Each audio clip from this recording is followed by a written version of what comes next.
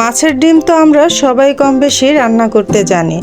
আজকে আমি যেভাবে রান্না করলাম সেটা তোমাদের সাথে শেয়ার করব। আর আশা করি আজকের এই রুই মাছের ডিম বোনাটা দেখলে বা খেলে তোমাদের আর কোনোভাবে ভালো লাগবে না, বারবার এটাই করতে ইচ্ছা করবে। তো চলো দেখে নিই কীভাবে রান্না করলাম। আসসালামু আলাইকুম, আবার ওয়েলকাম জানাচ্ছি নতুন একটা ভিডিও দেখার জন্য। আজকে তোমাদের সাথে রুই মাছের ডিম বোনা দেখাবো, একটু অন্যরকমভাবে, বেশি মজাদার, বেশি সহজ এবং লোভনীয় করে। তো এখানে কিন্তু একদম রাতে টাটকা মাছ আনা হয়েছিল, একদম জীবিত মাছ, সেখান থেকে কিন্তু এই ডিমগুলো বের হয়েছিল। তো এটা ফ্রিজে রেখে দেওয়ার কারণে কালারটা এরকম হয়েছে। আমি কিন্তু ভালো করে ধুয়ে পরিষ্কার করে রেখে দিয়েছি, সাথে পেটিটাও রেখে দিয়েছি, কারণ আমার ঘরে আবার পেটিটাও পছন্দ করে সবাই, তো আমি রেখে দিয়েছি। তো আমি এখন লবণ আর হলুদ মাখিয়ে কিন্তু মাছটাকে ভাজা করে নেব। আর এই রুই মাছের ডিম কিন্তু যেভাবে রান্না করে না কেন ভালো লাগে, তবে খুব বেশি ভালো লাগার করে রান্না করলে খেতে কিন্তু ভালোই লাগে। তো আজকে এই রুই মাছটা কিভাবে রান্না করব, পুরো ভিডিওটা স্কিপ না করে দেখতে থাকো। আশা করি আজকের ভিডিওটা একটু হলেও তোমাদের উপকারে আসবে। তো প্রথমে এখানে আমি একটা ফ্রাই প্যান বসিয়ে দিয়েছি। ফ্রাই প্যানে আমি এখন পর্যাপ্ত পরিমাণের তেল দিয়ে দিচ্ছি। তেল দিয়ে এখন মাছগুলাকে আমি কিন্তু ভাজা করে নেব। আর তেলটা একটু গরম হয়ে গেলে এই তো আমি এখন মাছগুলা দিয়ে দেব। আর এই রুই মাছের ডিমগুলা কিন্তু খেতে বেশ মজা। তো রুই মাছের ডিমটা আমার মতো করে একবার হলো ট্রাই করে দেখবেন, আশা করি ভালো লাগবে। এখন কিন্তু আমি সমস্ত মাছ এবং মাছের পেটি সব কিছু দিয়ে দিয়েছি। তো এটাকে ভাজা হওয়া পর্যন্ত অপেক্ষা করব। বন্ধুরা, আজকের ভিডিওটা যদি ভালো লাগে বা ভিডিওটা যদি মনে হয় একটু উপকারে আসতে পারে, অবশ্যই একটু শেয়ার করে দেবে। তোমার একটা শেয়ারের মাধ্যমে অনেকের হয়তো বা উপকারে আসতে পারে, বা অনেক ব্যাচেলার ভাইয়েরা আছে যারা রান্না করে খেতে চায় কিন্তু রান্না করতে জানে না, তাদের জন্য কিন্তু অনেকটা উপকারে আসবে। তো বন্ধুরা, কথা বলতে বলতে আমি কিন্তু ডিমটাকে উল্টে পাল্টে ভাজা করে নিচ্ছি। আর ডিমটা আমি একটু চামচের সাহায্যে কেটে নিচ্ছি, কারণ ডিমগুলো এত আস্ত থাকলে ভিতরে ময় মশলা যেতে চায় না, আর মশলা না ঢুকলে কিন্তু ডিমটা খেতে মোটেও ভালো লাগবে না। তো ডিমগুলোকে আমি ছোট ছোট, আমার যতটুকু প্রয়োজন আমি ততটুকু করে কিন্তু ছোট ছোট করে কেটে নিলাম। আর এটাকে কেটে আমি ভাজা করে কিন্তু নামিয়ে নেব। দেখুন কত সুন্দর একটা কালার এসেছে। আর এই ডিমের তরকারিগুলো কিন্তু বেশ ভালো লাগে, আপনারা অবশ্যই এভাবে ট্রাই করে দেখবেন। তো রুই মাছের ডিম অনেকে অনেকভাবে রান্না করে, যে কোনো মাছের ডিম, তো আমি এইভাবে রান্না করলাম। আশা করি আপনাদের একটু হলেও মনে হবে যে নতুনত্ব আছে। তো যাই হোক, এই তো ভাজা হয়ে গেছে। এখন এর মধ্যে আরেকটু তেল দিয়ে কিন্তু আমি এই যে পেঁয়াজ কুচি দিয়েছি দুইটা দিয়েছি। এখন আর বেশি দেব না, কারণ আমি এর মধ্যে পেঁয়াজ বাটা দেব। তো সেই কারণে এখানে পেঁয়াজ কুচি 2টা দিয়েছি। আর ভালো করে পেঁয়াজটাকে ভাজা করব যতক্ষণ না পর্যন্ত বাদামি কালার হয়ে যাচ্ছে।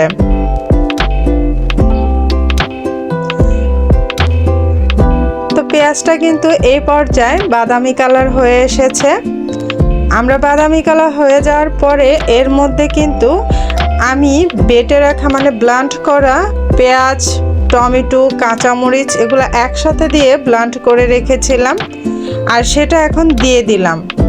দিয়ে পেঁয়াজের সাথে ভালো করে মিশিয়ে নেব। আর এই পেঁয়াজ বাটা এগুলো ভালো করে যতক্ষণ ভাজা না হবে, এটাকে সময় নিয়ে ভাজা করে নেব। আর এর সাথে আমি এখন আদা রসুন বাটা দিয়ে দেব। আদা রসুন বাটাটা দিয়েও যাতে এর কাঁচা গন্ধগুলো চলে যায়, সে কারণে কিন্তু আমি ভালো করে ভাজা করে নেব।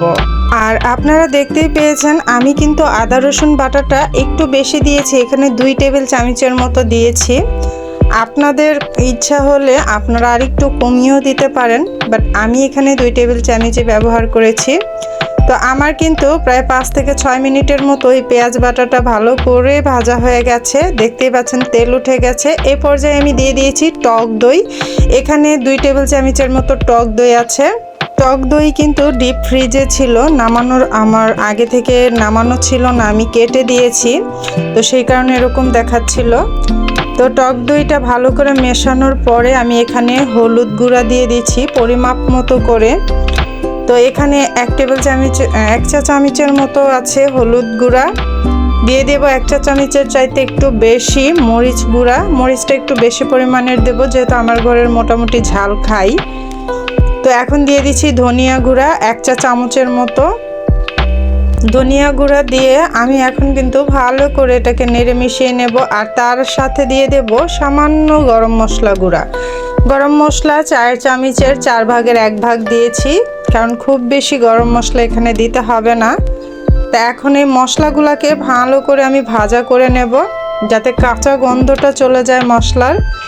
আর এই রেসিপিটা করতে গেলে ভালো করে কিন্তু মশলা কষিয়ে নিতে হবে, যাতে কোনো রকম মশলার কোনো স্মেল না থাকে, কাঁচা স্মেল।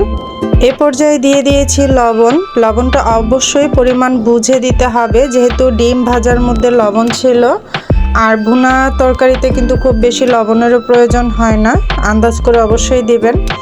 আর এখন মশলাগুলো কষানোর জন্য সামান্য পরিমাণের পানি দিয়ে আমি কিন্তু ভালো করে মশলাগুলো কষিয়ে নেব। তো মশলাটা কিন্তু 2 মিনিটের মতো কষিয়ে নিয়েছি, পানিটা শুকিয়ে দেখুন উপরে তেল ভেসে উঠেছে। তো এভাবে কিন্তু মশলাটাকে আমি সময় ধরেই কষিয়ে নেব।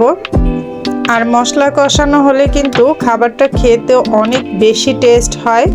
তো আমার কিন্তু মশলাটা কষানো হয়ে গেছে। এই পর্যায়ে আমি কিন্তু এখানে ডিমগুলা দিয়ে দেব।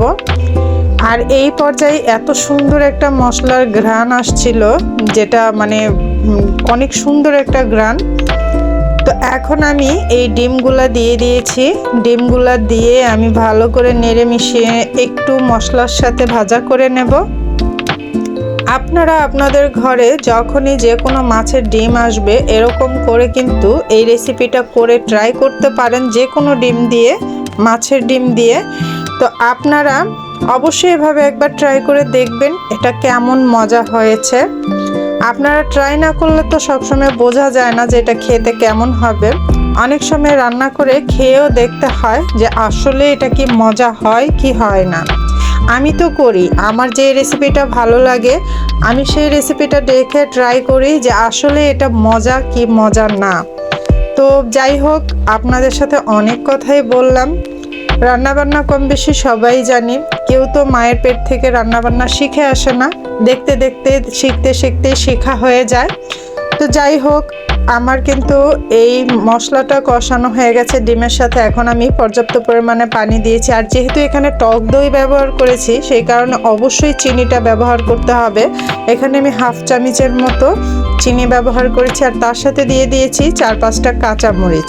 কাঁচামরিচটা দেওয়াতে খাবারের ফ্লেভারটা আরও অনেক বেশি বেড়ে যাবে, অনেক বেশি ভালো আসবে। তো এখন আমি পর্যাপ্ত পরিমাণের কিন্তু পানি দিয়েছি, আর পানি দেব না। এখন এটাকে আমি বলক আনা অবধি ফুল হিটেই এটাকে রান্না করব। দেখুন কত সুন্দর বলক চলে এসেছে। আর আমি এটাকে কিন্তু মাঝে মাঝে একটু নেড়ে চেড়ে দেব। আর এটাকে নাড়াচাড়া না দিলে নিচে লেগে যাওয়ার সম্ভাবনা থাকে, আর খাবার পুড়ে গেলে কিন্তু খেতে একদম ভালো লাগে না, খাবারের টেস্ট একদম অন্যরকম হয়ে যায়, বাজে হয়ে যায়। তো আমি মাঝে মাঝে নাড়াচাড়া দিয়ে দেব, অফ ক্যামেরায় বা ক্যামেরার সামনে যাই হোক। তো এই দেখুন কত সুন্দর দেখাচ্ছে, কিন্তু আমি কিন্তু আরও পানি শুকিয়ে নেব, এতটা পানি রাখবো না। তো আমি একটু পর পরই কিন্তু নাড়াচাড়া দিয়ে দিচ্ছিলাম। আর এই রেসিপিটা এতটা মজা হয়েছিল, আমার ঘরের সবাই তো খুব পছন্দ করেছে। প্রত্যেকটা ঘরেই তার মায়ের হাতের রান্না বাচ্চারা বা তার ওয়াইফের রান্না তার হাজব্যান্ড সবসময় পছন্দ করে। তারপরেও আপনারা যদি এটা ভালো হয়েছে কি হয়নি জানতে চান, অবশ্যই ট্রাই করবেন। তো আমার কিন্তু এই পর্যায়ে রান্নাটা প্রায় হয়ে যাচ্ছে। আমি একটু জিরা গুঁড়া দিয়ে দিয়েছি, মানে ভাজা জিরা গুঁড়া, এটা অবশ্যই দেওয়ার চেষ্টা করবেন। আর এই পর্যায়ে কিন্তু আমি একদম চুলার হিট লো করে দিয়েছি, রেখে দেব মাত্র 2 মিনিটের জন্য, যাতে সুন্দর করে উপরে তেলটা ভেসে ওঠে আর জিরার যে ফ্লেভারটা এটা প্রত্যেকটা খাবারের সাথে একদম মিশে যায়। তো আমার কিন্তু এখন রান্না কমপ্লিট। দেখুন কত সুন্দর হয়েছে, কত সুন্দর তেল ভেসে উঠেছে, একদম মাখা মাখা হয়ে গেছে। আমার রান্নাটা কিন্তু প্রায় কমপ্লিট। তো আমি এখন কিন্তু চুলার জালটাও বন্ধ করে দেব। চুলার জালটা বন্ধ করে দিয়ে আপনাদের সাথে আমি এটাকে পরিবেশন করে আবার শেয়ার করছি। তো এই দেখুন কত সুন্দর একটা কালার এসেছে, কত সুন্দর একটা মানে লুক এসেছে এটার। আপনাদের নিশ্চয়ই দেখে লোভ লাগছে, আমার তো লাগছে। কারণ মাছের ডিম খেতে কিন্তু সবারই কম বেশি ভালো লাগে, বিশেষ করে বাচ্চারা অনেক পছন্দ করে, কাটা নেই খেতে তারা অনেক ভালোবাসে। তা আমার ঘরেও কিন্তু এটা খুব ভালোবেসেই খেয়েছে, খুব পছন্দ করে খেয়েছে। আর এইটার আরেকটু সুন্দর ঘ্রাণ বা ফ্লেভার বাড়ানোর জন্য আমি উপর দিয়ে আরেকটু ভাজা জিরার গুঁড়া দিয়ে দিয়েছি। তো আমার কিন্তু রান্নাটা একদম কমপ্লিট। তো আজকের মতো এই পর্যন্তই, আশা করি তোমাদের ভালো লেগেছে। আল্লাহ হাফেজ।